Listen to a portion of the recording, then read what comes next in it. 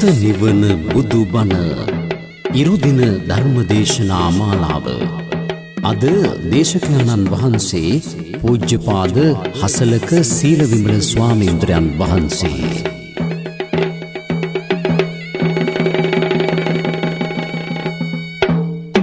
නමෝ තස්ස භගවතෝ අරහතෝ සම්මා සම්බුද්දස්ස.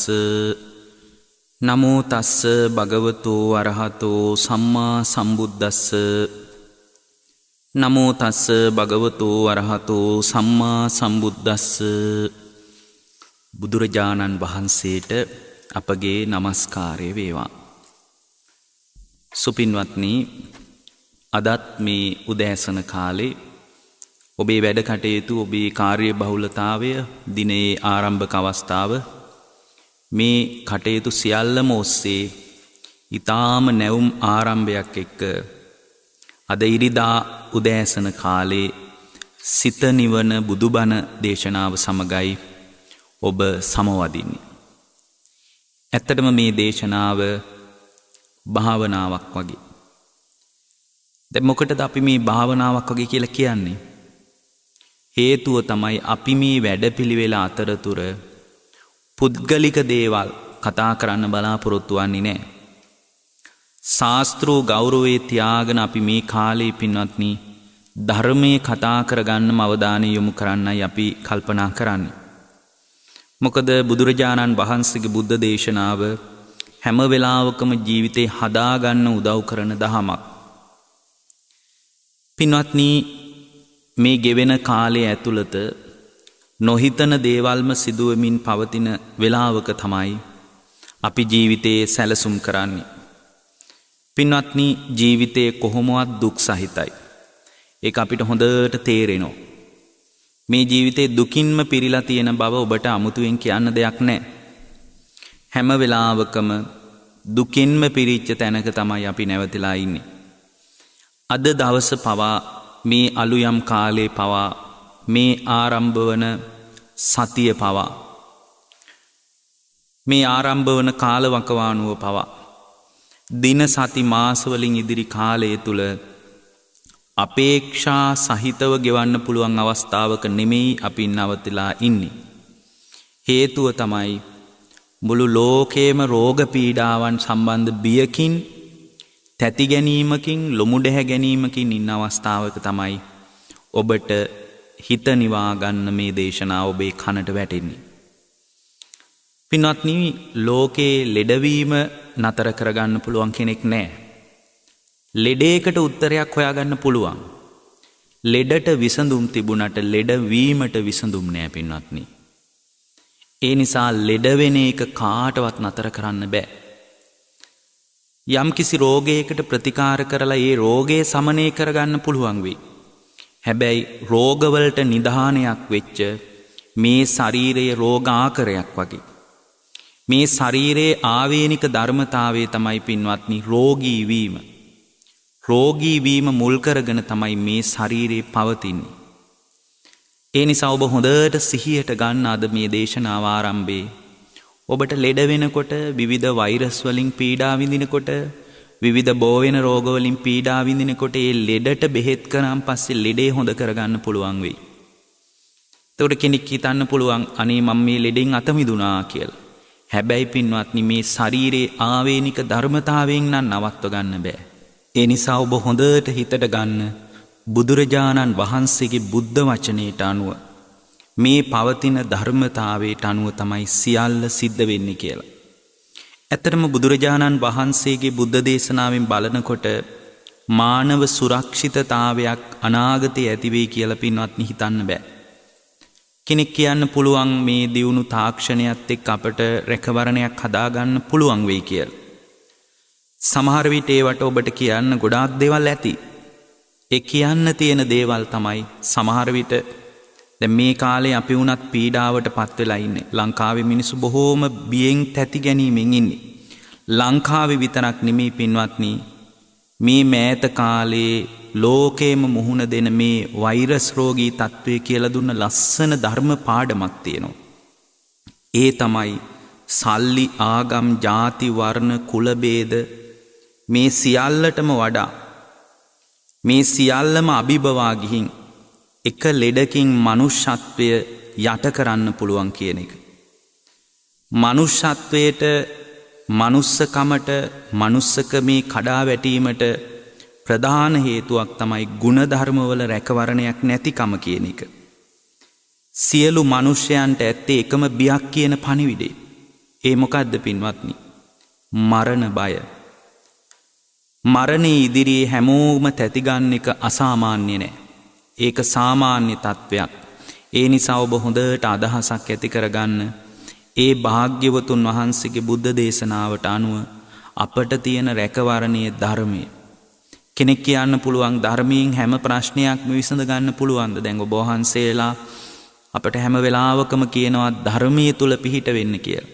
දැන් මේ වගේ වෙලාවක ධර්මයෙන් රැකවරණයක් තියෙයිද කියලා කෙනෙකුට අදහසක් ඇති වෙන්න පුළුවන්.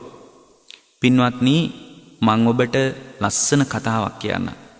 ඒ තමයි ඔබ මුහුණ දෙන මේ භයානක අත්දැකීම් අනාගතයට වැඩි වෙනවා. තව විදියකින් සරලව කිව්වොත් මෙවැනි වසංගත තත්වයන් අනාගතයට වැඩි වෙනවා.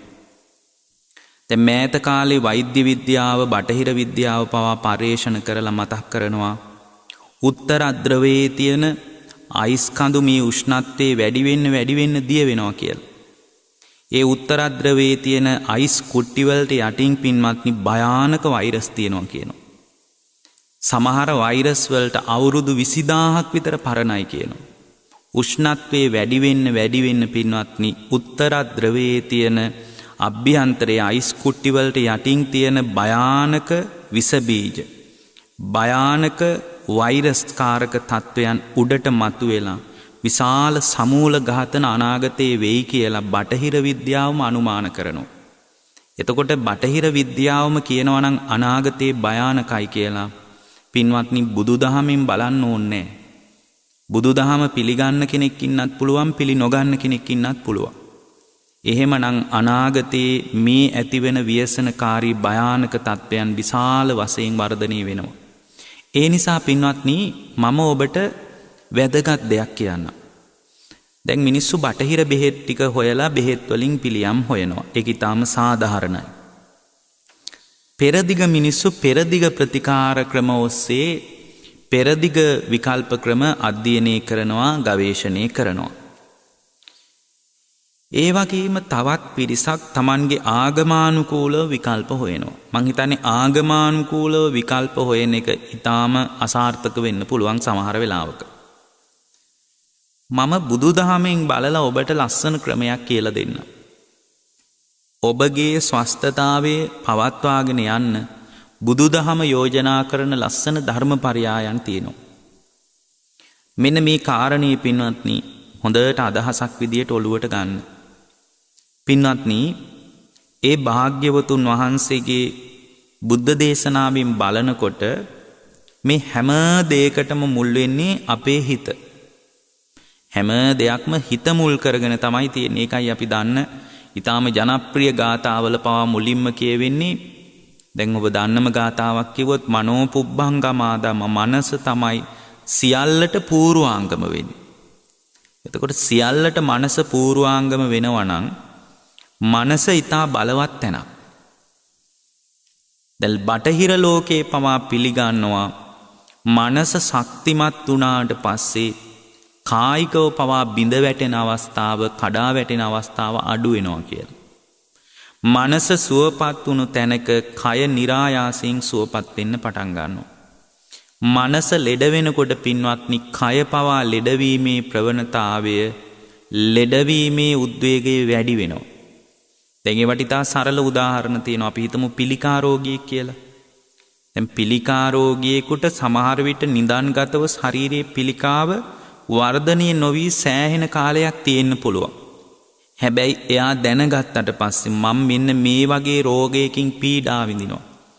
මොකක් හරි වෛද්‍ය පරීක්ෂණයකින් එයා දැනගත්තොත් මම පිළිකා රෝගයකින් පෙළෙනවා, මම විඩාවටපත් වෙලා කියලා දැනගත්තොත් පින්වත්නි, ඒ දැනගත්ත සැනින් ඒ පිළිකා ශෛල වේගයෙන් වර්ධනය වෙන්න පටන් ගන්නවා කියලා බටහිර ලෝකේ විද්‍යාඥයන් පවා සිහි කරනවා. එතකොට අපට තේරෙනවා මේ හිත ලෙඩ ව්‍යාප්ත කරන්න ප්‍රබල අවස්ථාවක්. යම් රෝගයක් රෝග නිදානයේ සිට රෝග වර්ධනය වන අවස්ථාව දක්වාම හිතේ ක්‍රියාකාරීත්වය බලපානවා. නමුත් බටහිර ලෝකයේ හිත දිහා බලන්නේ නැහැ. ඒගොල්ලෝ හිත තවත් අවස්ථාවක් විදියට පිළිගන්න ලෑස්ති නැහැ. Tamanගේ මනස ඉන්ද්‍රියක් විදියට බටහිර ලෝකයේ පිළිගන්නේ නැහැ. ඒ නිසා බටහිර ලෝකයට මනස ගැන කතා කරගන්න තේරෙන සීමාව හරිම අඩුයි පින්වත්නි. හැබැයි බුදුරජාණන් වහන්සේ දේශනා කරපු බුද්ධ දේශනාවෙන් බලනකොට අපට එක දෙයක් තේරෙනවා. ඒ තමයි පින්වත්නි මේ මනස හැම දෙයකටම පූර්වාංගම වෙනවා කියන එක. එතකොට මනස රෝගී නොවී තියාගන්න වැඩපිළිවෙලක් තවමත් අපට මතුවෙලා නැහැ. දැන් මම ඔබට කිව්වා අනාගතේ මේ රෝග තත්ත්වයන් වැඩි වේවි. එතකොට එහෙමනම් ඒවා පාලනය කරගන්න බටහිර ප්‍රතිකාර ක්‍රමත් දක්ෂ නැහැ. මොකද ලෝකේ දියුණුයි කියන රාජ්‍යයන් පවා අද වෙනකොට මේ කොරෝනා කියන වෛරස් තත්ත්වයෙන් පීඩා විඳින අය සමනය කරගන්න සුවපත් කරගන්න පුදුමාකාර වීරියක් යොදනවා.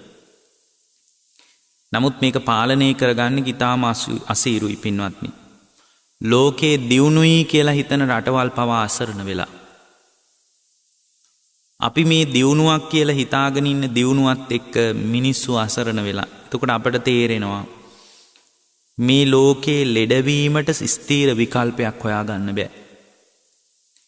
ස්ථීර විසඳුමක් ලෙඩවීමට හොයාගන්න බෑ. ඒ ලෙඩවීම ඉදිරියේ ලෝක බලවතුන් පවා දන ගහනවා කියන එක. දැන් බලන්න ලෝක ධර්මතාවයේ ඉදිරියේ ලෝකේ බලවත් කියලා හිතන රටවල් පවා පින්වත්නි කඩා වැටෙනවා. පින්වත්නි ලෝකේ යම් ගැඹුරු විග්‍රහයක් පරිශ්‍රණයක් කරලා තියෙනවා මෑත කාලේ. ඒ තමයි අනාගතේ ලෝකයේ සුරක්ෂිතම රටවල් මොනවද කියලා. අනාගතේ භයානක වසංගත වලින් භයානක රෝගී තත්ත්වයන් වලින් මේ ස්වභාව ධර්මී විපත් වලින් අඩුම රටවල් මොනවද කියලා. ඔබ දන්නේ නැතුව ඇති උඩින්ම තියෙන ලංකාව. උඩින්ම තියෙන ලංකාව. ඒ කියන්නේ ප්‍රධාන රටවල් 20 අතර ප්‍රමුඛ පෙළේ රටක් තමයි ලංකාව. හේතුව සමහර විට අපට පේන්නේ නැහැ. බැලූ බැල්මට කෙනෙකුට හොයාගන්න බෑ ලංකාව කොහොමද සුරක්ෂිත වුණේ කියලා. පින්වත්නි බුදුරජාණන් වහන්සේගේ ආනුභාවය ලෝකේ ධාතුන් වහන්සේලා වැඩිම ප්‍රමාණයක් වැඩ ඉන්නේ අපි අතර. සමහර විට මේක විහිළුවක් වගේ කෙනෙකුට හිතෙන්න පුළුවන්. එහෙම හිතුවත් අපිට කමක් නැහැ. නමුත් පින්වත්නි හොඳට අදහස් කරගන්න ලෝකේ බලවත්ම ධාතුන් වහන්සේලා සහිතව වැඩ ඉන්නේ අපේ රටේ. බුදුරජාණන් වහන්සේ පවා පිරිනිවන් මංචකයේදී සක්දෙවිඳුන්ට කියනවා පතිට්ඨිස්සති දේවින්ද ලංකායන් මම ශාසනං දේවේන්ද්‍රය මගේ ශාසනය අනාගතේ ලංකාවේ තමයි ස්ථාවර වෙන්නේ. දේවේන්ද්‍රය ලංකාදීපය ආරක්ෂා කරන්න කියලා. මේ විදිහට දෙවියන්ගේ රැකවරණයක් එක පැත්තකින් තියෙනවා. අනිත් කාරණේ තමයි පාරිසරික සාධක අතින් ඊටාම ඉහළ අගයක් තියෙන තැන.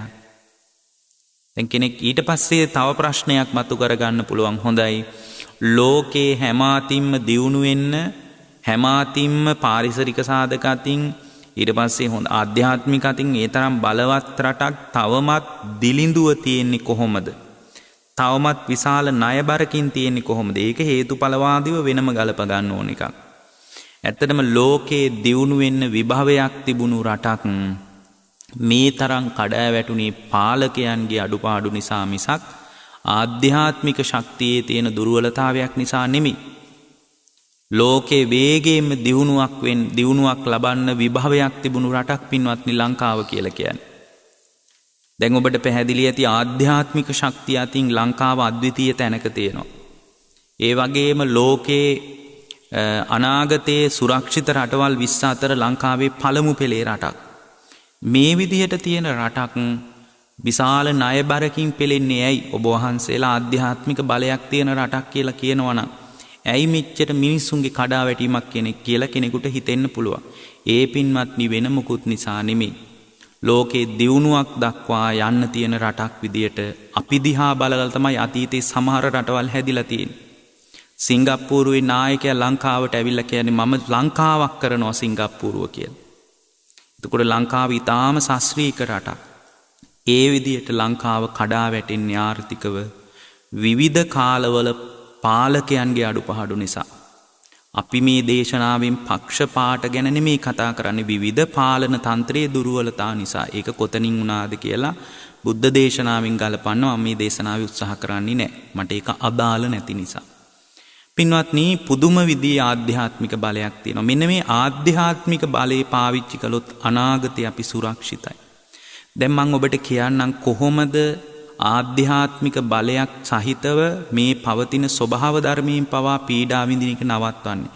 පින්වත්නි ලෝකේ තාක්ෂණයටත් වඩා දියුණුයි කියන උපකරණ වලටත් වඩා ලෝකේ ආධිපත්‍ය පතුරන කාරණා තුනයි තියෙන්නේ.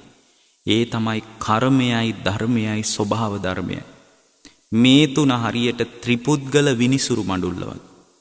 කර්මීය ධර්මීය ස්වභාව ධර්මී අභිබවා යන්න ලෝකේ කාටවත් බෑ. ඒ නිසා තමයි ලෝකේ බලවත් කියලා හිතන රටවල් පවා අද ලෙඩවීම ඉස්සරහා දන ගහලා තියෙන්නේ. කර්මීය අභිබවා යන්න කිසිවෙකුට බෑ. ධර්මීය අභිබවා යන්නත් කිසිවෙකුට බෑ. ධර්මී කියන්නේ මේ බුද්ධ ධර්මී කියන එක එහෙම අදහස් කරගන්න එපා. ලෝක ධර්මතා තියෙනවා. ලෙඩවීම ලෝක ධර්මතාවයක්. වයසට යාම ලෝක ධර්මතාවයක්. ව්‍යාධියට පත්වෙන එක ධර්මතාවයක්. ප්‍රියයන්ගෙන් වෙන් වෙන එක ධර්මතාවයක්. ඉතින් මේ විදිහට සංක්ෂිප්තව බැලුවාම පංච උපාදානස්කන්ධෙම දුකයි කියන එක ලෝක ධර්මතාවයක්. ඒක කොටසකට සාධාරණයි කොටසකට අසාධාරණයි කියලා නෑ. හැම කෙනෙක්ගේම පංච උපාදානස්කන්ධයේ දුක් සහිතයි ධර්මතා. එතකොට මේ ලෝක ධර්මතාවය සාධාරණව පුද්ගලයාට දඬුවම් කරනවා. ඒක හරිම සාධාරණයි. අසාධාරණ නෑ. සමහර විට අධිකරණයේ රටක ශ්‍රේෂ්ඨාධිකරණය අසාධාරණ වෙන්න පුළුවන්. සමහර වෙලාවට රටක ඉන්න ඕනෑම රටක නීතිපතිට යම් යම් නීති සංස්කරණය කරගන්න පුළුවන් අවස්ථා පිළිබඳ සාමාන්‍යයෙන් ලෝකයේ ගැන දන්න මිනිස්සු දන්නවා. නමුත් පින්වත්නි කර්මයේ සාධාරණයි. හරීම සාධාරණව ලෝකයට දඬුවම් කරනවා. ධර්මයේ සාධාරණයි. සාධාරණව දඬුවම් කරනවා. පක්ෂපාත කුලමල ගිහි පැවිදි කිසිම ભેදයක් නැහැ. අනිත් එක තමයි ස්වභාව ධර්මයේ. ස්වභාව ධර්මයේ දඬුවම් කරන්න පටන් ගත්තට පස්සේ පින්වත්නි මිනිස්සු කොච්චර අසරණයිද කියනවා නම් ඔළුව උස්ස ගන්න බැරි වෙන්න ස්වභාව ධර්මයේ දඬුවම් කරනවා. අද පවා සමහර විට ස්වභාව ධර්මයේ පාඩමක් තමයි අපි මේ ඉගෙන ගනිමින් සිටින්නේ. ඉතින් හොඳට ගැඹුරින් බැලුවාම තමයි ඒ කාරණා අපට තේරෙන්නේ. මම ඔබට අද සිත නිවන බුදුබණ දේශනාවෙන් සමකාලීන ප්‍රශ්නයක් විදියට තියෙන මිනිසු මේ මරණ බියෙන් දඟලන සමහර වෙලාවට ලංකාව වගේ රටක අනියත බියක් වගේ කෙනෙක් කියලා හිතන්නත් පුළුවන්. හැබැයි හැම කෙනෙක්ම සංවේදී වෙන එක හොඳයි මේ වගේ කාරණේක. මොකද හැමෝගෙම එකමුතුකම රටකට ඊටාම වැදගත් අවස්ථාවක්. හැමෝම Tamanගේ පැත්තෙන් හිතන එක වැදගත්. තමන්ගේ පැත්තෙන් කියලා කියන්නේ තමන් සුරක්ෂිත වෙලා කොහොමද රට සුරක්ෂිත කරන්නේ? මම සුවපත් වෙලා මගේ වටේ ඉන්න අය සුවපත් කරන්නේ කොහොමද? අන්න එතන ඉඳලා බුදුරජාණන් වහන්සේ දේශනා කරපු ලස්සන ධර්ම කාරණයක් මතු කරන්න පුළුවන්. ඒ තමයි උන්වහන්සේ පළවෙනියෙන් කියනවා මහණෙනි තමාව පිහිට කරගන්න පළවෙනි එක. අත්ත සරණාන අනඤ්‍ය සරණ. බාහිර කෙනෙක්ගෙන් සරණ හොයන්න යන්න එපා පළවෙනි. මොකද බාහිර කෙනෙක්ගෙන් බාහිර පරිසරයෙන් බාහිර පුද්ගලයෙක්ගෙන් සරණ හොයන්න කලින් තමාව සරණ කරගන්න.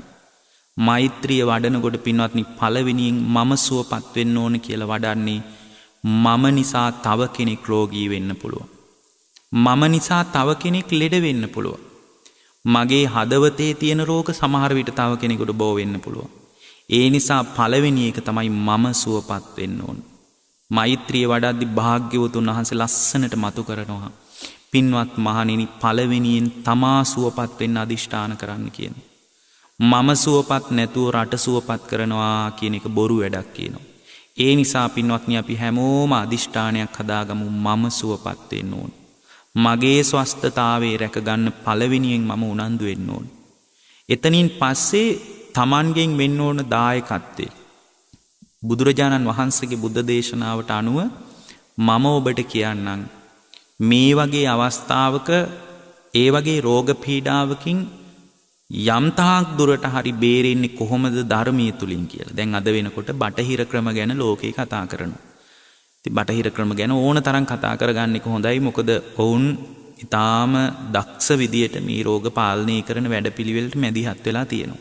හැබැයි බටහිර ක්‍රමයක් ඵලයට ප්‍රතිචාර දක්වනවා මිසක් හේතුව ගවේෂණය කරන බවක් පේන්නේ නැහැ. පෙරදිග ක්‍රමත් හොඳයි. පෙරදිග ක්‍රම වලින් පුදුමාකාර රැකවරණයක් තියෙනවා ඇත්තටම. ආයුර්වේද බෙහෙත් ගැනත් උනන්දු වෙන එක හොඳයි. සතියකට හමාරකට සැරයක් වෙනිවැල් ගැට ටිකක් එහෙම තම්බලා බොන එක හොඳයි. ලෙඩ වෙන්න ඕනේ නැහැ. මම තාම ලෙඩ වෙලා නැහැ මං ඕවා බොන්නේ මොකටද කියලා හිතන්න ඕනේ නැහැ.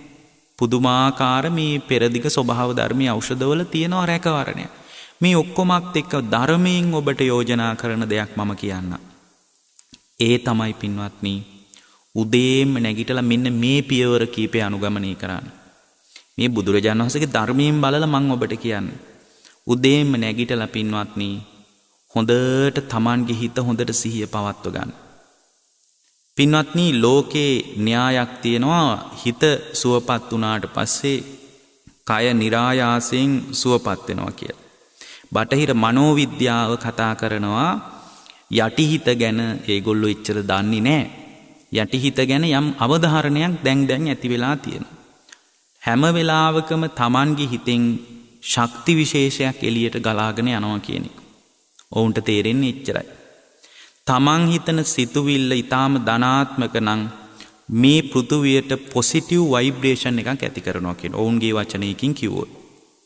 එතකොට ධනාත්මක තරංගයක් මේ පෘථුවියට මුදා හැරෙනකොට ස්වභාව ධර්මයත් එක්ක ඒකට සමවදිනවා කියනවා. එතකොට ස්වභාව ධර්මයේ න්‍යායයි තමනුයි සමපාත වෙනවා කියනවා. දැන් වෙන්නේ ස්වභාව ධර්මයේ රීතිය වෙන එකක් අපේ රීතිය වෙන එකක්. අපේ තියෙන යුදමය මානසිකත්වය. තවත් කෙනෙක් පෙළන්නේ කොහොමද? තවත් කෙනෙක් යට කරගෙන හරි මම දියුණු වෙන්නේ කොහොමද? දැන් බටහිර පෙරදිග චින්තනයට වඩා බටහිර චින්තනයේ වෙනස් ඒකයි. ඔවුන් හැම වෙලාවකම හිතන්නේ කොහොමද තවත් රටක් යට කරගෙන නැගී හිටින්නේ? ලෝක බලවතෙක් විදියට ලෝකයට බලපෑම් කරන රටක් විදියට පෙනී ඉන්නේ කොහොමද? එතනදීලා මනුෂ්‍යත්වයට තැනක් හම්බ වෙන්නේ නැහැ. එතකොට ස්වභාව ධර්මයේ න්‍යායත් එක්ක හැම වෙලාවකම සමපාත වෙන්නේ නැහැ, ගැටෙනවා. එතකොට දැන් මම ඔබට කියන්නම් ස්වභාව ධර්මයත් එක්ක සමවදින්නේ කොහොමද කියලා. ස්වභාව ධර්මී නම් ලෝකේ පාලනය කරන ප්‍රධාන ධර්මතාවයක්. ඒත් එක්ක සමවදින්නේ කොහොමද? ගැටීමක් නැතුව. මෙන්න මේ විදිහට කරන්න. උදේන්ම අවදි වෙලා විනාඩි 5ක් යයි. අද ඉඳලා ජීවිතේ පුරුද්දක් කරගන්න බලන්න. එහෙම වුණොත් අපි මේ දේශනාවේ ආරම්භයේ කිව්වනේ අපි දන්නේ නැති වෛරස් ඉස්සරහට එයි කියලා. ඒකට විකල්පයක් වෙයි. අනාගතයේත් සුරක්ෂිත වෙයි. මේ ලෙඩ රෝග පැත්තකින් තියන්න. ඔබේ ජීවිතේ සුරක්ෂිතව ඉස්සරහට ගලාගෙන යන්න ඕන. උපන් ඔබට වගකීමක් තියෙනවා. ඔබට එකපාර පැවිද්දෙකුට වගේ වගකීම් වලින් අයින් වෙන්න බෑනේ. දරුවන්ගේ ඉඩ කඩන් දීපල ගෙවල් දොරවල් මේ ප්‍රශ්නත් එක්ක ඔබේ ජීවිතේ සම්බන්ධතා ටිකක් තියෙනවා. මේ සම්බන්ධතා ටිකෙන් ඔබට අයින් වෙන්න බෑ. ඒ නිසා මේ ගතවන ජීවිතය ඔබ සතුටින් ගෙවලා දාන්න ඕන. ඔබ ඊටාම සැහැල්ලුවෙන් මේ ජීවිතේ ගෙවලා දාන්න ඕන. එහෙමනම් බෙහෙත් ටිකෙන් විතරක් ඒක කරගන්න බෑ. සමහර වෙලට සුවපත් වෙන්න කියලා හිතාගන්න බෙහෙත් පෙත්තම නිසා අනාගතයට ඔබට මැරිලා යාවි. සුවපත් වෙන්න කියලා ගන්න ආහාර ටික නිසාම ඒ ආහාර ටිකම ඔබව මරලා දමාවි. එහෙමනම් අපට එක දෙයක් තේරෙනවා. ඔබගේ හිතේ ඇති වෙන්න ඕනේ. එහෙනම් අපිට කියන්න කොහොමද අපි ධර්මයත් එක්ක මේ ගෙවෙන කාර්යබහුල ජීවිතේ මේ අත්දකින්න සිද්ධි වලට විකල්පයක් හොයන්න. පින්වත්නි උදේන්ම අවදි වෙලා හොඳට වතුර වීදුරුවක් පාවිච්චි කරන්න. හොඳට වතුර වීදුරුවක් බොන බීලා හොඳට සිහියෙන් ඇඳේම වාඩි වෙන්න. බොහොම සරල පියවරවල් ටිකක්. මේ දේශනාව හුඟක් වැදගත් වේවි මේ දේශනාව හුරු කරන කෙනෙකුට. හොඳට සිහියෙන් ඇඳේම වාඩි වෙන්න. ආයෙ තැන් හොයන්න මූණ හොදන්න මොකුත් ඕනේ නැහැ. හොඳට ඇඳේම වාඩි වෙලා හොඳට සිහි කරන්න මම සුවපත් වෙන්න ඕන. අන්න බලන්න යටිහිතට පණිවිඩයක් දෙනවා උදෙන්ම මම සුවපත් වෙන්න ඕන. මම සුවපත් වෙන්න ඕන. ඔබ හිතන්න මේ විදියට මෛත්‍රී භාවනාවෙන් පියවරක් ගමු. අපි අර බුදුදහමේ කතා කරන දිසා වශයෙන් හෝ ප්‍රදේශ වශයෙන් වඩන මෛත්‍රියට යන්න ඕනේ.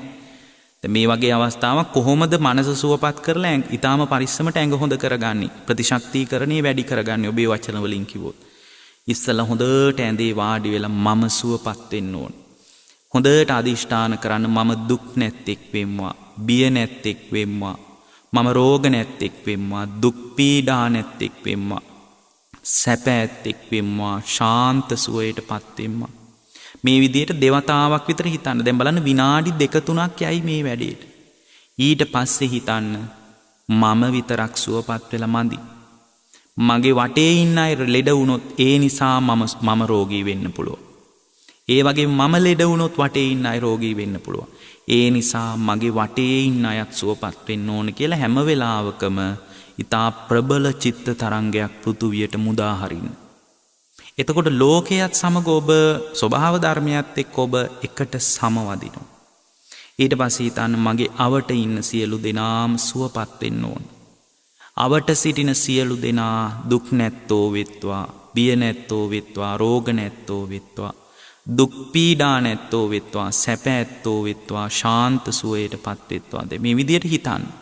ඊට පස්සේ ඔබට පුළුවන් මේ ගමේ ඉන්න, මේ පළාතේ ඉන්න, මේ රටේ ඉන්න, මේ ලෝකයේ ඉන්න. මොකද ලෝකේ ලෙඩ වෙනකොට අපි ලෙඩ වෙනවා. ඒක ඔබට හොඳට තේරෙනවා ඇති. මේ වෛරස් කාරක තත්ත්වයන් උනත් ඇති උනේ වෙන රටක. නමුත් දැන් බලන්න ඒ රට ලෙඩ වෙනකොට ඒක අපිටත් ඒකේ උණුසුම දැනෙනවා. මොකද අපි හුදකලා වෙච්ච රටක් නෙමෙයි. බලන්න ලෝකේ ලෙඩ වෙනකොට ඒක මට බලපානවා. ඒ නිසා ලෝකේම සුවපත් වෙන්න කියලා ඊටා ප්‍රබල තරංගයක් පෘථුවියට මුදා හරින්න. එහෙම හිතලා මෙන්න මේ ටික කරන්න. ඔය ටික සාමාන්‍ය කෙනෙක් දැනගන්න පුළුවන්. මෙන්න මේ විදියට කරන්න. හොඳට සිහියෙන් ආස්වාස ප්‍රාස්වාස කරන්න. හොඳට ආස්වාසයේ දිහා බලාගෙන ඉන්න. වෙන මොකුත් අවධානය යොමු කරන්න එපා. ආස්වාසයත් ප්‍රාස්වාසයත් දිහා බලාගෙන ඉන්න. හොඳට සිහියෙන් ආස්වාස කරනවා ප්‍රාස්වාස කරනවා කියලා මනසින් බලන්න. ඊට පස්සේ තවත් විනාඩි 2-3ක් පුළුවන්. දැන් මේ වැඩපිළිවෙලටම පින්වත්නි විනාඩි 8ක් යයි ඕන. ඔබට පුළුවන් වෙනදට නැගිටින්නේ 5ට නම් විනාඩි 10කට කලින් ඔබට පුළුවන් එලාම් එක තියලා නැගිටින්න. මොකද ඔබ සුවපත් නොවි මේ මොනවා කළත් වැඩක් නැහැ. සල්ලි හම්බ කළත්, ගෙවල් දොරවල් හදාගත්තත්, දරු මල්ලු ටික හදාගත්තත්, දරුවන් දිගැන්නුවත් මේ සියල්ල කරත් ඔබ සුවපත් නැත්නම් විශාල ප්‍රශ්නයක්. මේ ටිකට විනාඩි 8ක් යයි. විනාඩි 8කට වඩා යන්නේ නැහැ පින්වත්නි. මේ විනාඩි 8 ඔබට පුළුවන් සැලසුම් කරන්න. උදේම නැගිටින්න කලින් 5ට නම් නැගිටින විනාඩි 10කට කලින් වෙනදට වඩා එලාම් එක තියාගන්න. ඊට පස්සේ විනාඩි 10කට කලින් නැගිටලා මේ ටික කරන්න. මේක පින්වත්නි බෙහෙත් පෙති ටිකක් ගිල දානවට වඩා බලවත්. හොඳට මම මේ කියන එක විශ්වාස කරන්න කැමති නම් බෙහෙත් පෙති ටිකක් ගිල දානවට වඩා ප්‍රබලයි මම මේ කියන වැඩපිළිවෙල. මොකද මේ ගනුදෙනුව තියන්නේ ඇඟත් එක්ක නෙමෙයි, ස්වභාව ධර්මයත් එක්ක, විශ්වයත් එක්කයි මේ ගනුදෙනුව පවත්වන්නේ උදේම. හොඳට ආස්වාස කරන්න ප්‍රාස්වාස කරන්න. එහෙම කරන ගමන් පින්වත්නි වෙන කිසිම දෙයකට අවධානය යොමු කරන්නේ නැතුව ආස්වාස 1යි ප්‍රාස්වාස 1යි මෙන්න මෙහෙම ගණන් කරන්න. ආස්වාස 1යි ප්‍රාස්වාස 1යි. එතකොට ඔබ මතක තියාගන්න ආස්වාස 1යි ප්‍රාස්වාස 2යි කියලා නෙමෙයි. ආස්වාස 1යි ප්‍රාස්වාස 1යි. ආස්වාස 2යි ප්‍රාස්වාස 2යි. මෙන්න මේ විදියට 8ට ගණන් කරන්න. ඒ වෙනුවෙන් හුස්ම ගන්න එපා. හුස්ම ගන්න එක දිහා බලාගෙන ගණන් කරන්න. එහෙම ගණන් කරගෙන යනකොට හොඳට හිත නිවෙනවා. හිත නිවෙනකොට පින්වත්නි ඊළඟ පියවර විදිහට දිගට ආස්වාස කරන්න. හොඳට හුස්ම බඩේ පුරව ගන්න. පපුව පුරාම හොඳට හුස්ම පුරව ගන්න දිග ආස්වාසයකින්.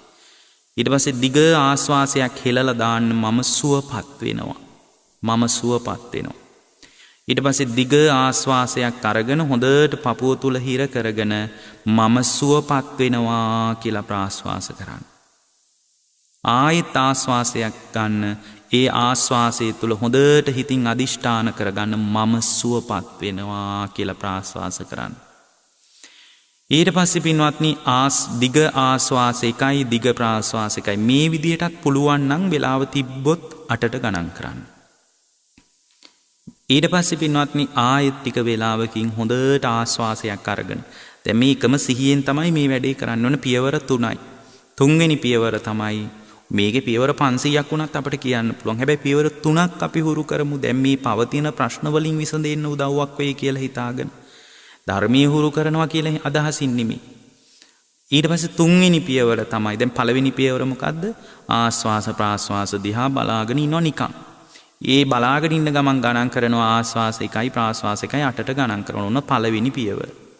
දෙවෙනි පියවර තමයි පින්වත්නි දිගට ආස්වාස කරනවා ප්‍රාස්වාස කරනකොට මම සුවපත් වේවා කියලා හිතන ගමන් ආයේ ගණන් කරගෙන යනවා දිග ආස්වාස 1යි දිග ප්‍රාස්වාස 1යි. ඉතින් මේ විදිහට 8ට ගණන් කරන්න පුළුවන්. ඒ කියන්නේ හුස්ම තුල 8 වතාවක් කියන්නේ ඉතා පොඩි වෙලාවක්. ඊට පස්සේ පින්වත්නි තුන්වෙනි පියවර තමයි හොඳට ආස්වාස කරගෙන තප්පර 5ක් හිර කරගෙන ඉන්න. තප්පර 5ක් දුෂ්කරයි නම් තප්පර 3ක් විතර හිර කරගෙන ඉන්න.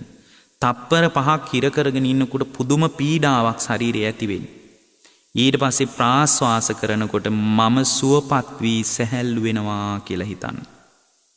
ආස්වාස කරනවා තප්පර 5ක් හිර කරගෙන ඉන්නවා.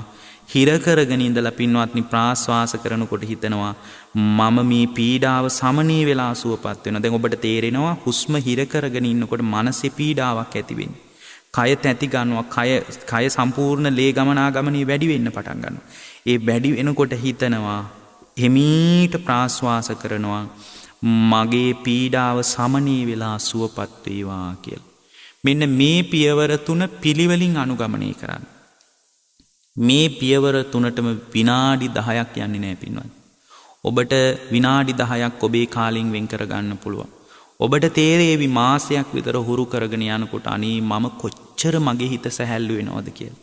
හිත සැහැල්ලු වෙනවා කියන්නේ පින්වත්නි ඇඟ හොඳ වෙනවා කියන එකයි. ඇඟ ලෙඩ වලින් අයින් වෙනවා කියන එකයි. බුදුරජාණන් වහන්සේ දේශනා කරපු ලස්සන දේශනාවක් තියෙනවා චිත්ත ව්‍යාපාද සූත්‍රය කියලා. ඒ චිත්ත ව්‍යාපාද සූත්‍රයේදී බුදුරජාණන් වහන්සේ ලස්සන ධර්මපරියායක් සිහි කරනවා. ඒ තමයි මහණෙනි සිත දූෂණය වෙනකොට කය දූෂණය වෙනවා කියනවා. දැන් බලන්න උන්වහන්සේ කියන ලස්සන ධර්මපරියාය. මහණෙනි සිත දූෂණය වෙනකොට කය දූෂණය වෙනවා කියනවා. කය දූෂණය වෙනකොට මහණෙනි වාක් කර්ම දූෂණය වෙනවා කියනවා. වාක් කර්ම දූෂණය වෙනකොට මනෝ කර්ම දූෂණය වෙනවා කියනවා. මනෝ කර්ම දූෂණය වුණාම මරණය අයහපත් කියනවා. දැන් මරණය අයහපත් වෙන එකට මේ පැත්තේ හොඳට හිතන්න මුල් පියවරවල් දෙක චිත්ත ව්‍යාපාද සූත්‍රයේදී මතක් කළේ මහණෙනි හිත දූෂණය වෙනකොට කය දූෂණය වෙනවා. ඒ වගේම තමයි පින්වත්නි හිත සුවපත් වෙනකොට කය සුවපත් වෙනවා. කය සුවපත් වෙනකොට වාක් කර්ම සුවපත් වෙනවා. වචනේ සුවපත් සම්මා වාචාව අමුතුවෙන් හදා ගන්න ඕනේ නැහැ. මගේ වචනේ වරදක් නම් පින්වත්නි ඒක බාහිර ප්‍රශ්නයක් නෙමෙයිනේ. මගේ වචනේ ප්‍රශ්නයක් නම් ඒක මේ බාහිර සමාජයේ ප්‍රශ්නයක් නෙමෙයි. මගේ වචන වලින් තවත් කෙනෙක්ගේ හදවත තුවාල වෙනවා නම් ඒක මගේ ප්‍රශ්නයක්. එතකොට මම සුවපත් වීම ඒකයි වැදගත් වෙන්නේ. සිත පිරිසුදු වෙනකොට කය පිරිසුදු වෙනවා, වචනේ පිරිසුදු වෙනවා. එතනින් පස්සේ පින්වත්නි මනස පිරිසුදු වෙනවා. එතනින් එහාට ගිහින් මරණය යහපත්. නමුත් දැන් ওই කාරණේ මතු කරලා බුදුරජාණන් වහන්සේ ලස්සන උදාහරණයක් මතක් කරනවා. ඒ තමයි බුදුරජාණන් වහන්සේ දේශනා කරනවා මහණෙනි මුදුන දූෂණය වෙනකොට නිවසක මුදුන දූෂණය වෙලා නම් ඒ මුදුන දූෂණය වෙනකොට පරාල දූෂණය වෙනවා කියනවා. පරාල දූෂණය වෙනකොට බිත්ති දූෂණය වෙනවා කියනවා. බිත්ති දූෂණය වෙනකොට ඒක අත්තිවාරමට බලපානවා කියනවා. දන්නේම නැතුව අවුරුදු 10ක් තියෙනගේ අවුරුදු 2කින් කඩා වැටෙනවා කියනවා. ඔබට තේරෙනවා ඇති හොඳට වහලේ සෙවිලි කරලා නැති වුණාට පස්සේ මුදුන දූෂණය වෙනවා. මුදුන දූෂණය වෙනවා කියලා කියන්නේ පරාල සවි කරලා තියෙන ප්‍රධාන නිවසේ අතිවාරමේ පරාල දූෂණය වෙන්න පටන් ගන්නවා. පොඩි අතුපතර નિરાයාසයෙන් විනාශ වෙනවා. එතකොට නිවසක් තෙමෙනවා නම් බිත්ති වලට ඒක බලපානවා. පැවැත්මට බලපානවා. බිත්ති දූෂණය වෙනකොට පින්වත්නි ඒක අතිවාරමට බලපානවා. දන්නේම නැතුව ගේ කඩා වැටෙනවා. ඒ නිසා පින්වත්නි සෙවිලි කරාපු නිවසක් තියෙන එක නිවසකට රැකවරණයක්. නිවැසියන්ට රැකවරණයක්. ඒ නිසා හිත තමයි මේ හැම දෙයකටම බලපාන්නේ. හැබැයි මම මේ කියන එක බටහිර ලෝකයාට තේරෙන්නේ නැහැ. මොකද ඒ ඇත්තෝ හිත ඉන්ද්‍රියක් විදියට පිළිගන්න ලෑස්ති නැහැ. ඇස කන නාසය දිව ශරීරය පිළිගන්නවා පංචේන්ද්‍රයන් කියලා. මනස ඉන්ද්‍රියක් විදියට පිළිගන්නේ නැහැ. මනස ඉන්ද්‍රියක් විදියට පිළිගන්නේ නැති සමාජයකට මනස දියුණු කරගන්න එක පිළිබඳ හීනයක් තියෙනවා. බලාපොරොත්තුවක් නැහැ, දන්නේ නැහැ. පළවෙනි එක තමයි ඔවුන් පිළිගන්න ලෑස්ති නැතිකම. නමුත් අපට තියෙන ගැටලුව තමයි අපි මේ ධර්මකාරණා දැනගෙන බුදුරජාණන් වහන්සේගේ සැබෑ ශ්‍රාවකයෝ වෙලත් පින්වත්නි අපට මේ ධර්මයේ පිළිසරණ මඟ හැරිලා යන එක. ඒ නිසා මේ වගේ වෙලාවක ධර්මයේ කොහොමද භාවිතා කරන්නේ සුවපත් වීම පිණිස කියන කාරණයයි පින්වත්නි අපි ඔබට ඊටාම කරුණාවෙන් මෙත් සිතින් දේශනා කළේ. ඉතින් වැදගත්ම දේ තමයි බුදුරජාණන් වහන්සේගේ ධර්මයට දායාද වෙලා ඉන්න බලන්න හේතුව තමයි ගුණධර්ම කඩා වැටෙනකොට ඒ ගුණධර්මත් එක්ක බැඳිච්ච ස්වභාව ධර්මයේ දරුණු විදියට පහර ගහනවා. සුළුපටු පහර ගැහිල්ලක් නෙමෙයි. දරුණු විදියට පහර ගහන්න පටන් ගන්නවා. ඒ නිසා ධර්මයත් එක්ක ඉන්න කෙනෙක් මරණාසන්න වෙලාවේ සුගතියේ හරියයි. මේ ලෙඩවල අවසාන ඉලක්කය තමයි මරණය. මේ ලෙඩවීම ඉදිරියේ මිනිස්සු තැතිගන්නේ මරණ බයෙන් මිසක් වෙන මොකෙන්වත් නෙමෙයි. මරණය පිළිබඳ මිනිසුන්ට අවධානමක් නැත්නම් විඳවා හරි මිනිස්සු කැමති මෙහි ඉන්න. පින්වත්නි බුද්ධ දේශනාවෙන් බලනකොට හරි ලස්සන දෙයක් තේරෙනවා. ඒ තමයි තමන් කෙරෙහි අනුකම්පා මාත්‍රයක් හරි තියනවා නම් හොඳට මම මේ කියන අදහස ඔලුවට ගන්න. තමන් කෙරෙහි අනුකම්පා මාත්‍රයක් හරි තියනවා නම් පින්වත්නි ධර්මයේ පුරුදු කරන්න. තමාව රැකගන්න ඕන කියලා හිතන අනුකම්පා මාත්‍රයක් අල්ප මාත්‍රයක් හරි ඔබේ හිතේ තියෙනවා නම් පින්වත්නි ධර්මයේ පුහුණු කරන්න පටන් ගන්න. අනාගතේ ධර්මයත් එක්ක ඉන්න මිනිහෙක් විතරයි පින්වත්නි රැකෙන්නේ. ධර්මයේ නැති වුණොත් රැකෙන්නේ නැහැ. ඒක අපිට හොඳට තේරෙනවා යුරෝපයට වෙච්ච දේවල් එක බලනකොට. බටහිර රටවල් කඩා වැටෙනකොට අපට තේරෙනවා. මැවුම් ආදී තමන්ගේ ඔළුවේ ලොකුවට අල්ලගෙන ඉන්න මිනිස්සු කඩා වැටෙනකොට අපට තේරෙනවා. ධර්මයේ තුල ධර්මයේ විශ්වාස කරගෙන ඉන්න තමන් කෙරෙහි අනුකම්පාවක් තියෙනවා නම් දැන් බුදුරජාණන් වහන්සේගේ බුද්ධ කාලේ නම් මේවට යම් කෙනෙක් ඉතින් හොඳයි දැන් මේකේ අවසාන ඉලක්කය මරණේ නම් කොහොමද මරණේවත් යහපත් කරගන්නේ කියන එක පිළිබඳ මේ මිනිස්සුන්ට අදහසක් තිබුණා. දැන් බුදුරජාණන් වහන්සේගේ බුද්ධ දේශනාවෙන් බලනකොට දැන් එක ලස්සන සිද්ධියක් මම ඔබට කියන්නම්. මේ සිද්ධිය ඊටාම ලස්සනයි. මේක ඊටාම වැදගත් දෙයක්. දැන් බුදුරජාණන් වහන්සේගේ කාලේ එක මිනිස්සෙක් වෙළඳාමේ ආවා. මේ මිනිස්සයා වෙළඳාමේ ඇවිල්ලා වෙළඳාම් කරගෙන ඇවිල්ලා සවැත් නුවරට ආවා. සවැත් නුවරට ආවේ සවැත් නුවර උත්සවයක් තිබිලා තියෙනවා. මේ උත්සවයට සම්බන්ධ වෙන්න කියලා හිතාගෙන තමයි මේ මිනිස්සයා සවැත් නුවරට එන්නේ. සවැත් නුවරට ඇවිල්ලා ඉතින් මේ උත්සවයේ වෙළඳාම් කරන්න තමයි ආවේ. ලොකු ආදායමක් හොයාගෙන යනවා කියලා හිතාගෙන ආවේ. පින්වත්නි එදා හිතන්නේ නැති විදියට ස්වභාව ධර්මයේ මිනිසුන්ට තරවටු කරනවා. වේගෙන් වහිනවා. වේගෙන් වහිනකොට මිනිසුන්ට හිතාගන්න බෑ මොනවද කරන්න කියලා. හැබැයි මේ මිනිස්සු උත්සවේ නතර කරලා නැහැ. එහෙමනම් අපිට පේනවා බුදුරජාණන් වහන්සේ වැඩ හිටියේ කාලෙත් අද වගේ ඉඳලා තියෙනවා. සමහරවිට බණක් පින්කමක් ලෑස්ති කළොත් නම් මිනිස්සු ඇස්සොත් එහෙම අනේ කමක් නැහැ මේ වැස්සනේ ඉතින් ඔන්න ඔය ගෙදරට වෙලා ඉන්නවා කියලා හිත හදා ගන්නවා. නමුත් අද වුණත් සංගීත සම්දර්ශනයක් තිබ්බොත් වැස්සේ හරි මඩේ හරි නටන්න යන්නේ නැද්ද? යනවා. නටලා කාලා බීලා නන්නත්තර වෙලා ගෙදර ඉන්න බලාගෙන යන්නේ නැද්ද? තෙමි හරි. ඒ වින්දනයේට මිනිස්සු අදත් කැමති එදත් එහෙම කැමති අය ඉඳලා තියෙනවා. කමක් නැහැ වැස්සේ හරි අපි යන් කියලා මිනිස්සු ගියා. හැබැයි ඉතින් මේ වැස්සේ වෙලහෙළදාම් කරන එක හරි ගියේ නෑ. වෙලහෙළදාම නම් අසාර්ථකයි. මොකද වැස්සේ මිනිස්සු බඩු මුට්ටු ගන්න ආවේ නෑ උත්සවයට සම්බන්ධ වුණාට. මේ අතර මේ සිද්ධිදාමයේ ASCII මේ වෙලෙන්දා කඩා වැටුණා. මගේ රැකියාවට දරුණු පහරක් වැදුණා. මම අසරණයි. අනේ මං කාට කියන්නද? මගේ දරුවෝ බලාගෙන ඉන්නවා. මගේ බිරිඳ බලාගෙන ඉන්නවා. මේ වෙළඳාම කරගත්තේ නැත්තම් මට විශාල අලාභයක් වෙන්නේ. අනේ මම මොකද කරන්නේ කියලා පින්වත්නි අඬන්න පටන් ගත්තා. ඊට පස්සේ හිත හදාගත්තා කමක් නැහැ. මේ වෙළඳාම නොකරුණාට කමක් නැහැ. මාස 7ක් ඉඳලා හරි කමක් නෑ මම මේ ටික විකුණගෙනමයි යන්නේ. මොකද මෙයාට හිතෙන්නේ නැති ඊළඟ ඍතුවේ තව වෙලහෙල දාමක් කරගන්න පුළුවන්. ඒ නිසා මාස 7ක් හරි කමක් නෑ ඉඳලා මම මේ බඩු මුට්ටු ටික විකුණගෙන මිසක් මම නම් ගම්බින් බලා යන්නේ නෑ කියලා අදහසක් ඇති කරගත්තා. දැන් මෙයාගේ සැලසුම තමයි මාස 7ක්ම සවැත් නුවර නැවතිලා කඳවුරු බැඳගෙන, ඒ කියන්නේ කුටියක් වගේ එකක් හදාගෙන ඒ අටවගත්ත කූඩාරම ඇතුලේ ඉඳලා මාස 7ක් ඉඳලා හරි කමක් නෑ ටික ටික හරි මේ ගෙනාපු දේවල් විකුණනවා කියන අදහස තදෙන් Tamanගේ ඔළුවට ගත්තා. දැන් එහෙම හිතාගෙන අර කූඩාරම අස්සේ ඉඳලා දැන් මේ මිනිස්සයා ඉතින් බඩු මුට්ටු ටික ටික විකුණන්න එහෙට මෙහෙට යනවා. දවසක් මෙයා මෙතනට වෙලා ආයිනක ගල් තලාවේ වාඩි වෙලා ඉන්නවා. වාඩි වෙලා ඉන්නකොට පහලින් බුදුරජාණන් වහන්සේ වඩිනවා. භික්ෂු සංඝයා පිරිවරාගෙන බුදුරජාණන් වහන්සේ වැඩම කරනවා. වඩිනකොට මේ මිනිස්සයා දන්නේම නැතුව එකපාරම නැගිටුණා. ගල් තලාවෙන් හිටගත්තා. ගල් තලාවෙන් හිටගෙන බුදුරජාණන් වහන්සේ වැඩ ඉන්න තැනට නිකමට කිට්ටු වුණා. මොකද මිනිස්සු එනවා, මිනිස්සු තථාගතයන් වහන්සේගේ සිරිපා සටහන් වඳිනවා. මේ අතර මේ මිනිස්සු එකපාරම ඉතින් මේ සීට් එකෙන් නැගිට්ටා. නැගිටලා වාඩි වෙලා හිටියේ තැනින් නැගිටලා බුදුරජාණන් වහන්සේ ළඟට කිට්ටු වුණා නිකන්.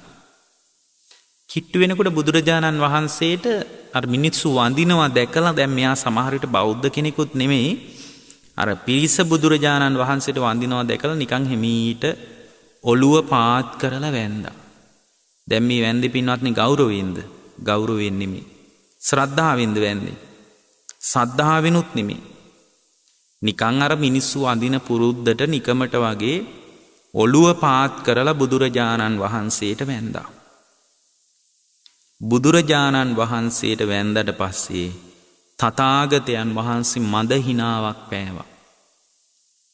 බුදුරජාණන් වහන්සේලා අපි වගේ නෙමෙයි නිකමට සිනහ පහල කරන්නේ නැහැ අපි වගේ. අපිට නම් ඉතින් හේතුවක් ඕනේ නැහැ හිනා වෙන්න නේද? මොකක් හරි හිනා වෙන්න හේතුවක් නැත්නම් තව කෙනෙක්ගේ කුණු ටිකක් හරි ඔලුවට අරගෙන හිනා වෙනවනේ. ඒතර මිනිස්සු හිනා වෙන හේතු දිහා බැලුවාම අපට තේරෙනවනේ සමහර අයට එහෙම හේතු සාධක ඕනේ. එක්කෝ මොකක් හරි හිනා වෙන්න හේතුවක් නැත්නම් කෙනෙක් යන්න යරලා හරි කමන්නේ පිටිපස්සට හරි හිනා වෙනවා. අපි කියන්නේ නෝක්කාඩුවට හිනා වෙනවා කියලා. ඒතර දැන් මේ මිනිස්සයා බැන්දට පස්සේ බුදුරජාණන් වහන්සේ සිනහ පහල කරා. සිනහ පහල කරලා ඉතින් මේ මිනිස්සට ඒක ගාණක් නැහැ. බුදුරජාණන් වහන්සේ සිනහ පහල කරාම මේ වඩින භික්ෂු සංඝයා අතර පිටිපස්සෙන් වැඩ හිටිය ආනන්ද හාමුදුරු. දැන් ආනන්ද ස්වාමීන් වහන්සේ දන්නවා බුදුරජාණන් වහන්සේලා මේ සාමාන්‍ය මිනිස්සු වගේ පෘථග්ජනයත්ෝ වගේ නෙවෙයි නිකන් hina වෙන්නේ නැහැ. උන්වහන්සේලාට hina වෙන්න හේතුවක් තියෙන්න ඕන. බුදුරජාණන් වහන්සේ සිනහ පහල කරපු එකට හේතුවක් ඇති කියලා හිතලා බුදුරජාණන් වහන්සේට වන්දනා කරලා විමසුවා, ස්වාමීනි තථාගතයන් වහන්සේ, ඔබ වහන්සේ දැන් ටික වේලාවකට කලින් අර වෙළඳාමේ ආපු නන්නාඳුනන මිනිහෙක් වඳිනකොට සිනහ පහල කරා. ස්වාමීනි භාග්‍යවතුන් වහන්සේ, ඔබ වහන්සේ සිනහ පහල කරන්න හේතුව මොකක්ද කියලා ඇහුවා. ඒ වෙලාවේ බුදුරජාණන් වහන්සේ වදාරනවා, දැන් බලන්න බුදු කෙනෙකුට විතරයි පේන්නේ, අපිට මේවා පේන්නේ නැහැ. අපිට ඇත්තට මේවා පේනවා නම් මිනිස්සු මීට වඩා අප්‍රමාදීව ගුණධර්ම පුරාවි. බුදුරජාණන් වහන්සේ මතක් කරනවා, ආනන්ද අර අහිංසක මිනිහාගේ හිතේ මාස 7ක් සවැත් නුවර ඉන්න කියනවා. ආනන්ද මාස 7ක් සවැත් නුවර ඉන්න හිතනවා.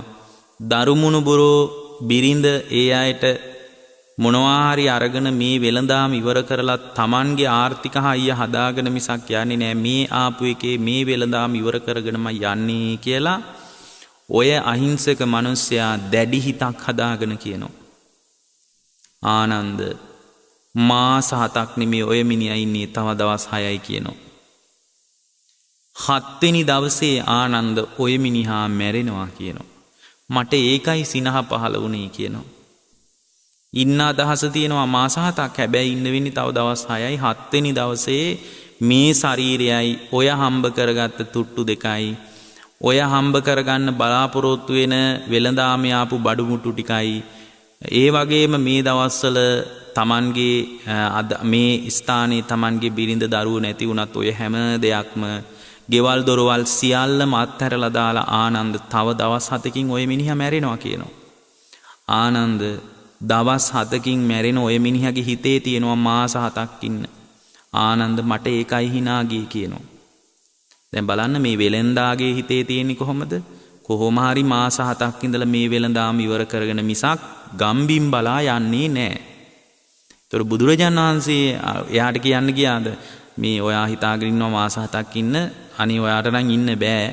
හැබැයි ඔයා දවස් 7කින් මැරෙනවා කියලා කියන්න ගියාද? නෑ උන්වහන්සේ සිනහ පහල කරලා එතනින් වැඩියා. ආනන්ද ස්වාමීන් වහන්සේ තමයි අහන්නේ ඔබ වහන්සේ සිනහ වුණේ ඇයි කියලා.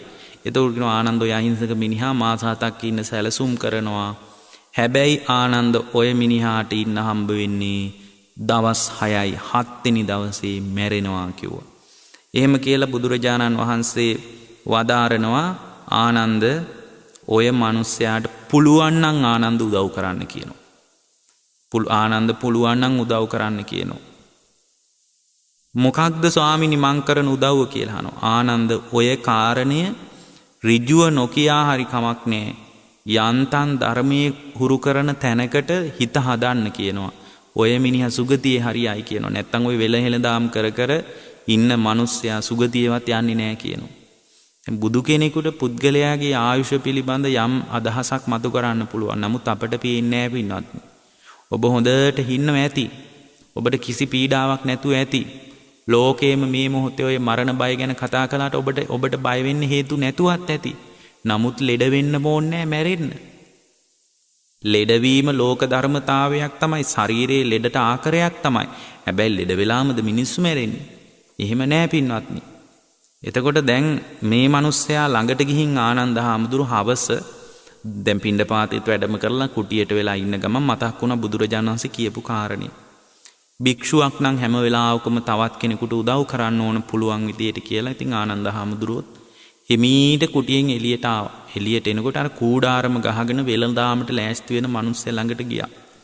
මිනිස්සයා ළඟට ගිහින් ඇහුවා මොකද මේ පැත්තේ? අනේ ස්වාමීනි මේ සවැත් නුවර උත්සවයට ආවා. වෙළඳාම් කරගන්න බැරි වුණා වැස්ස නිසා. ඉතින් මම මේ හිතාගත්ත ගෙදර ගිහින් බෑ දරුවන්ට කන්න දෙන්න ඕන. ඉතින් දරුමල්ලෝ බලාගෙන ඉන්නවා මම මොනවා හරි අරන් එයි කියලා. හාඳුරනේ අත් දෙක නිකාම හොල්ල ගෙදර ගිහින් බෑ. ඒ නිසා ස්වාමීනි මම හිතනවා මාස 7ක් ඉඳලා කොහොම හරි මේ බඩු ටික විකුණගෙන තමයි ආයේ යන්නේ. සමහර විට මාස 7ක් කියලා මේ මිනිස්සයා ඔළුවට ගන්න ඇත්තේ මාස 7කින් මොනවා හරි උත්සවයක් තියනවද දන්නේ නැහනේ. එතකොට මොනවා හරි එහෙම මෙයාගේ අදහසක් ඇති. ඉතින් ඒ නිසා ආයේ Tamanගේ ගම්බින් බලා යන්නේ නැතුව ඇති. මොකද කරත්තවල මේ බඩු මුට්ටු පටවගෙන යනකොට මේ ලංකාව වගේ පොඩි රටක් නෙමෙයිනේ ඉන්දියාව. ඉතින් මෙයා එහෙම හිතන එක සාධාරණ ඇති. ඒ වෙලාවේ ආනන්ද හාමුදුරුවෝ කියනවා හැබෑද. ඒ වෙලාවේ ආනන්ද හාමුදුරුවෝ ලස්සන කාරණයක් කියනවා. උපාසක අප්‍රමාදී වුණොත් වටිනව නේද කියලා. එච්චරයි උන්වහන්සේ කියන්නේ. අප්‍රමාදී වුණොත් මේ දවස්වල වටිනව නේද කියලා. එතකොට මෙයා අහනවා දැන් මෙයා ධර්මයේ දන්න කෙනෙක්ද නැහැ. ධර්මයේ හුරු කරපු කෙනෙකුත් නෙමෙයි. අනේ ස්වාමීනි අප්‍රමාදේ මොන අප්‍රමාදයක්ද? මට තියෙන එකම අප්‍රමාදය තමයි මේ බඩු ටික විකුණ ගන්න එක. ඔබ වහන්සේ මොනවද කියන්නේ කියලා මට තේරෙන්නේ නැහැ. මම මේ දැනුත් අප්‍රමාදීව මම මේ වෙළඳාම කරගන්න බලන්නේ. නෑ ගුණ ධර්ම මත අප්‍රමාදී වෙන්න කියනවා. ඉතින් මේ මිනිස්සු අහනවා හාමුදුරුවනේ ඔබ වහන්සේ පිණ්ඩපාතේ වැඩම කරලා මන් ළඟට ආවේ ඔය ටික කියලා යන්නද? ඔය ටික මට කියන්න ඕනේ නෑ කියනවා. ඒ වෙලාවේ කියනවා දැන් මේ මිනිස්සයා වැඩි මේ කතාව අහන්න ලෑස්ති නෑනේ. ඒ වෙලාවේ සිහිය උපද්දවන්නම කියලා හිතාගෙන බය කරන්න නෙමෙයි. සිහිය උපද්දවන්නම කියලා හිතාගෙන කියනවා මම අනුකම්පාවෙන් කියන්නේ කියනවා. තමුන්ට තියෙන අදින් දවස් 6යි කියනවා 7 වෙනි දවසේ මේ ඔක්කොම අත්හරින්න වෙනවා කියනවා. ඒ නිසා කැමති නම් අප්‍රමාදී වෙන්න කියනවා. ඉතින් හොඳටම තැති ගත්තා බය වුණා. ඉතින් අනේ ස්වාමීනි මට උදව් කරන්න. ඒ වෙලාවේ බුදුරජාණන් වහන්සේ ළඟට ගිහින් හම්බ වෙන්න කිව්වා. උන්වහන්සේ ළඟට ගියා. අනේ ස්වාමීනි මේ හාඳුරු කියනවා මට දවස් 7යිලු මම මොකද කරන්නේ? දැන් බලන්න යාට ඉලක්කයක් තියෙනවා දවස් 7කින් මේ ඔක්කොම වැඩ ටික අත්හරින්න ඕන කියලා. අපිට ඉලක්කයක් තියෙනවා.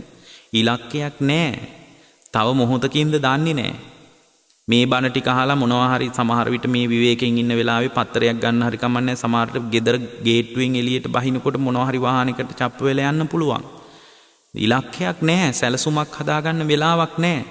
බුදුරජාණන් වහන්සේ ළඟට ගියාම උන්වහන්සේ බණ කියනවා. බණ කියනකොට හොඳට හිත පහදවාගෙන දවස් 6ක් එක දිගට සංඝයාට දන් දෙනවා කියනවා.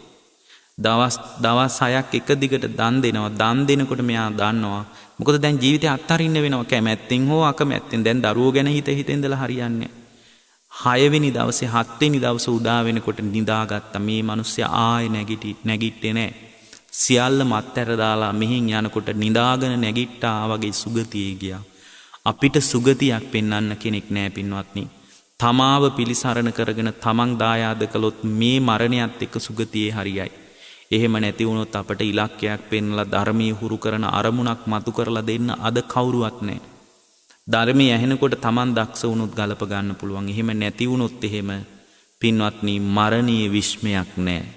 කොහොමත් මැරෙනවා. ලෙඩවීම වයසට යෑම මේ විවිධ දි รา පත් වීම සියල්ලම මරණීය සංඥාවක් ගැන නිමිත්තක් කියලා දෙනවා. ඒ හැම වෙලාවකම අවසාන ඉලක්කේ මරණය. හැබැයි අපේ අවසාන ඉලක්කේ මරණය නෙමෙයි. මරණින් පස්සේ සුගතියටද දුගතියටද කියලා තවත් භයානක අදහසක් තියෙන. සුගතියකටවත් යන්න පුළුවන් විදිහට හිත හදා ගන්න නම් ධර්මීය තුල පිහිටන්න. ධර්මීය තුල පිහිටන එක සුගතියකට නෙමෙයි මේ ජීවිතයේ තුල පවා ditta ධම්ම වේදනීයව ඔබ සුවපත් කරලා දායි. ඔබ හැම දිනාටම මේ දේශනාව ඔබේ කය සුවපත් වීම, මනස සුවපත් වීම, ඔබේ නිදුක් බව, නිරෝගී භාවය, දිගාසිරි සම්පත්තිය පිණිස ධර්මයේ තුල ජීවමාන වුණු සැබෑ බුද්ධ ශ්‍රාවකෙක් විදියට මේ සමාජයේ තුල පෙනී ඉන්න ශක්තිය, ධෛර්යය, වාසනාව ලැබේවා. ඔබ සුවපත් වේවා. ඔබේ අවට සිටින නිවැසියන් සුවපත් වේවා. හිතවතුන් අහිතවතුන් ප්‍රියමනාප අප්‍රිය අමනාප සියලු දෙනා සුවපත් වේවා. රට සුවපත් වේවා. ලෝකේම සුවපත් වේවා කියන අදිෂ්ඨානයෙන් අද සිත නිවන බුදුබණ දේශනාව හමාර කරනවා. ඔබ හැම දිනාටම තෙරුවන් සරණයි.